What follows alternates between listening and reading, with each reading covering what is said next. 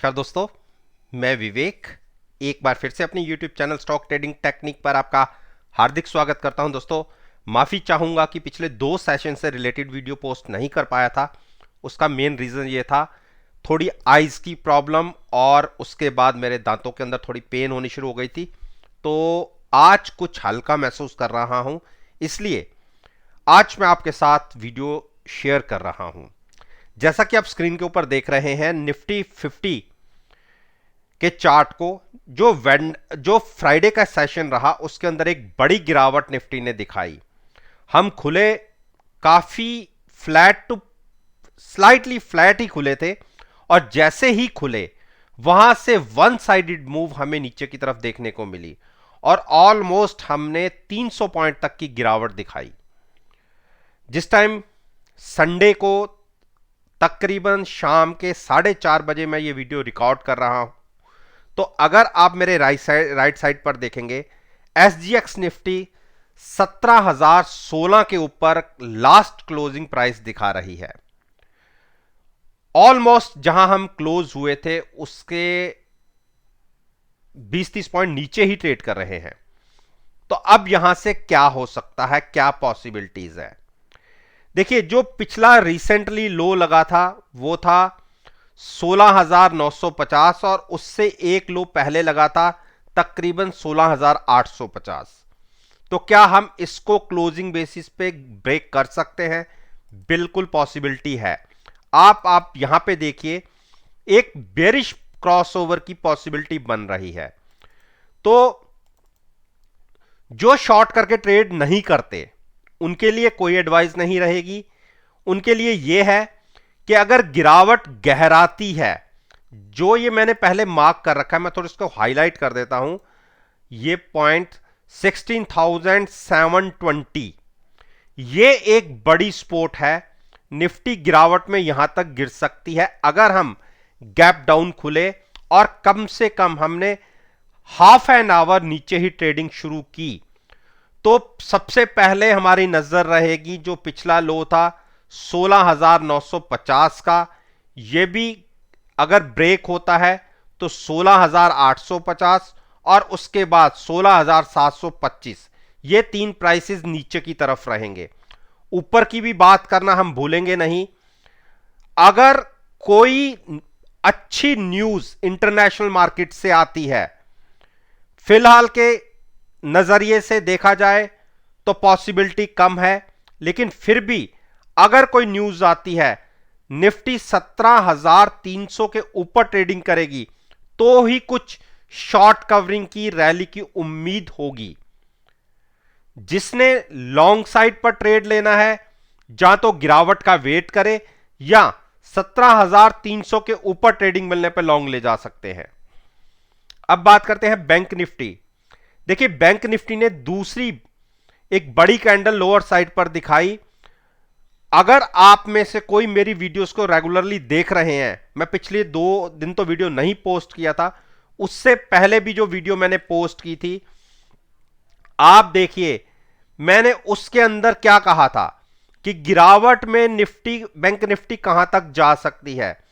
जो 35,800 वाला पॉइंट था वो तो हमारा 2 बार टच भी हुआ और उसके बाद गिरावट कहां तक हो सकती है, 34,850। देखिए, ये प्राइस मैंने पहले मेंशन किया। ये देखिए, मैं इसको थोड़ा सा हाईलाइट दूसरे कलर से कर देता हूं क्योंकि इसमें कलर मिक्स हो जाते हैं। मैं ब्लैक कलर से कर देता हूं। आप देखिए, गिरावट में बैंक निफ्टी 34,900 तक गिर सकती है। तो हम वहां से क्या दूर ज्यादा तो नहीं है, 700-800 पॉइंट ही दूर है। पहले भी हम इसके नजदीक आए थे, आप देखिए 35,450 तक आए थे और वहां से वापस लौटे थे। अगर ये पिछला लो ब्रेक होगा तो आप देखिए 34,900 भी टच कर सकते हैं, जिसकी मैं बातें कर रहा हूं।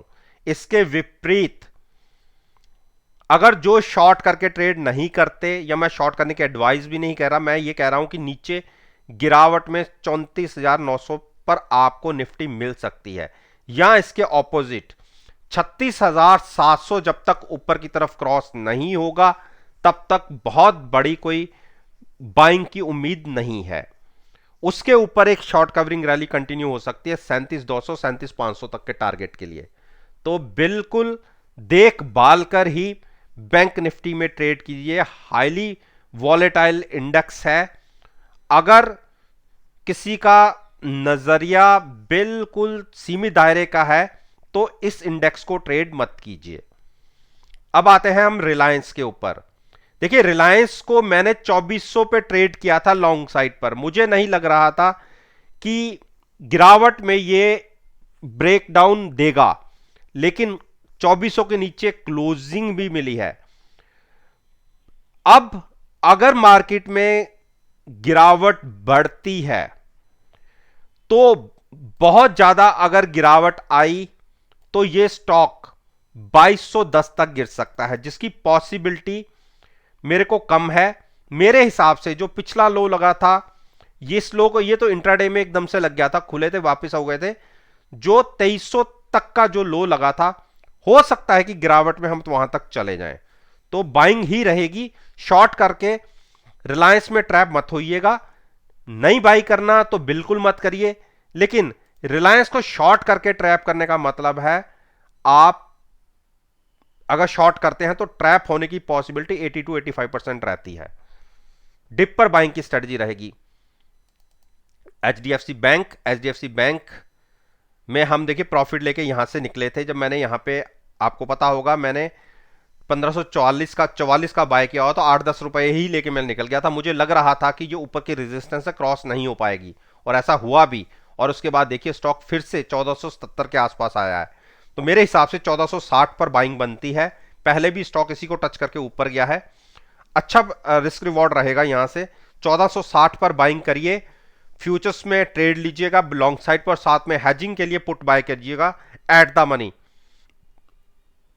इंडस बैंक, देखिए इंडस बैंक को मैंने लॉन्ग साइड पर एक ट्रेड लिया हुआ था अपने व्हाट्सएप ग्रुप में, और वो प्राइस भी क्या था 960, जब इसने क्लोजिंग बेसिस पे एक बड़ी रेजिस्टेंस को क्रॉस करके ऊपर निकला था। और उसके बाद जो 20 डेज मूविंग एवरेज क्रॉस नहीं हो पाया, वहां से एक गिरावट आ गई। और मेरे पास पोजीशन हैजिंग के साथ रहती है, इसलिए मेरा कोई अनलिमिटेड लॉस नहीं होता। मेरे पास पुट बाय है और साथ में फ्यूचर्स को लॉन्ग है। जो पिछला लो था उसके आसपास फिर से क्लोजिंग दिखाई है। तो जिसने लॉन्ग जाना है, एक बार स्टॉक 940 के ऊपर क्लोजिंग दे तभी लॉन्ग जाइएगा। यहां पर लॉन्ग साइड अवॉइड कीजिए, और इतने नीचे के लेवल्स में शॉर्ट की एडवाइस करूंगा नहीं। एचडीएफसी, देखिए एचडीएफसी को मैंने अपने ग्रुप के अंदर लॉन्ग बनाया था, और मार्केट में गिरावट आई और स्टॉक ने एक नीचे क्लोजिंग दी। मेरे पास पोजीशन हेजिंग के साथ है, इसलिए दिक्कत नहीं है, लेकिन गिरावट एक अच्छी आई है। मेरे हिसाब से गिरावट में स्टॉक 2550 तक जा सकता है। तो वहां पर मैं अपने पुट के अंदर से प्रॉफिट बुक करके पुट को नीचे शिफ्ट करूंगा, और यहीं से एक पॉसिबिलिटी रहेगी लॉन्ग साइड पर प्रॉफिट बनने की। तो गिरावट में 2550 के आसपास आप लॉन्ग कर सकते हैं, जिसको नया ट्रेड लेना है। तब तक वेट कीजिए। कोटक महिंद्रा बैंक ने देखिए एक सपोर्ट ब्रेक कर दी। अब 1770 तक ये स्टॉक गिर सकता है, और यहीं से इसकी ने चाल दिखाई थी। और हमने ट्रेड लॉन्ग साइड पे बनाया हुआ है, वो भी हेजिंग के साथ, तो इसलिए चिंता नहीं है। एक बार 1765-70 के आसपास आएगा तो अपना प्रॉफिट बुक करके पुट को नीचे शिफ्ट करेंगे। हां, मैं साथ में यह भी बताना चाहूंगा कि फ्यूचर्स बाय है, तो फ्यूचर्स में जो पुट में प्रॉफिट आएगा उससे ज्यादा नुकसान भी है, लेकिन घबराहट इसलिए नहीं है, कोई अनलिमिटेड लॉस की पॉसिबिलिटी नहीं है, केवल रिस्क उतना ही है जितना हमने पुट के अंदर प्रीमियम पे किया है। तो अभी स्टॉक बेरिश मोड के अंदर है। मेरे हिसाब से 1765 के आसपास सपोर्ट मिलनी चाहिए, नहीं मिली तो उसके बाद सपोर्ट काफी दूर की है, फिलहाल हम उस पर बात नहीं करेंगे, लेकिन 1765 के आसपास भी बाइंग बनेगी। डिप पर बाइंग आप देखिए 2250 से स्टॉक आपको 550 पॉइंट नीचे मिल रहा है, तो जिसका लंबा नजरिया है वो ही लॉन्ग जाए, अदरवाइज अवॉइड कीजिए। आईसीआईसीआई बैंक, देखिए आईसीआईसीआई बैंक मैंने अपने व्हाट्सएप ग्रुप में जो एक ट्रेड लिया था उससे तो एग्जिट हो गया, और मेरा यह मानना है कि अगर पहले तो सपोर्ट ब्रेक होनी नहीं चाहिए, अगर ब्रेक हो भी जाती है तो पिछले लो के आसपास आपको बाइंग मिल सकती है। तो लंबा नजरिया है तो आप 700 के आसपास बाई कर सकते हैं, लेकिन 725 का प्राइस भी अच्छा प्राइस है लॉन्ग साइड जाने पर। अगर बैंक निफ्टी में रिवर्सल आएगा तो ये स्टॉक्स लीड करेंगे। मेरे हिसाब से 710 और 700 के बीच में आप लॉन्ग साइड पर जा सकते हैं। एक्सिस बैंक, देखिए एक्सिस बैंक ने एक बहुत अच्छी कोशिश की थी, 725 तक के टारगेट दिखाए थे। हम पिछले महीने से इसके अंदर फंसे हुए हैं और मेरी एवरेज जो रिवर्स उसको कैरी फॉरवर्ड करने की और हैजिंग की सारी मिला के 707 के आसपास की है। 707 और 727 के ऊपर हमें अपने ट्रेड में प्रॉफिट रहेगा। आज के हिसाब से देखें तो अभी जो हमारी कैरी फॉरवर्ड पोजीशन है उसके अंदर अभी हम नुकसान में हैं। अब आप में से कोई इस स्टॉक को लॉन्ग करना चाहता है तो फिलहाल दो सपोर्ट को ब्रेक किया है इसने फ्राइडे के सेशन में। एक होप बची हुई है 685 की, अगर क्लोजिंग बेसिस पे वे भी ब्रेक होती है तो फ्रेश लॉन्ग के लिए थोड़ा सा वेट करिएगा। जब तक मार्केट के सेंटिमेंट्स कन्वर्ट नहीं होंगे तब तक हमें अच्छी बाइंग नहीं दिखेगी। तो हो सकता है कि 685 के अगर गिरावट आती है तो हम पिछले लो के आसपास चले जाएं, लेकिन पॉसिबिलिटी कम है। एसबीआई, देखिए एसबीआई फिर से अपनी सपोर्ट पे आ गया है 466 के आसपास। लंबा नजरिया है, पेशेंस रख सकते हैं, थोड़ा रिस्क उठा सकते हैं तो आप यहां से लॉन्ग कर सकते हैं। अदरवाइज ये सपोर्ट ब्रेक हुई तो आपको अगली सपोर्ट 433-35 के आसपास मिलेगी। मेरे हिसाब से अगर आप स्टॉक मार्केट के अंदर हैं तो थोड़ा रिस्क लेने की आदत भी डालनी चाहिए।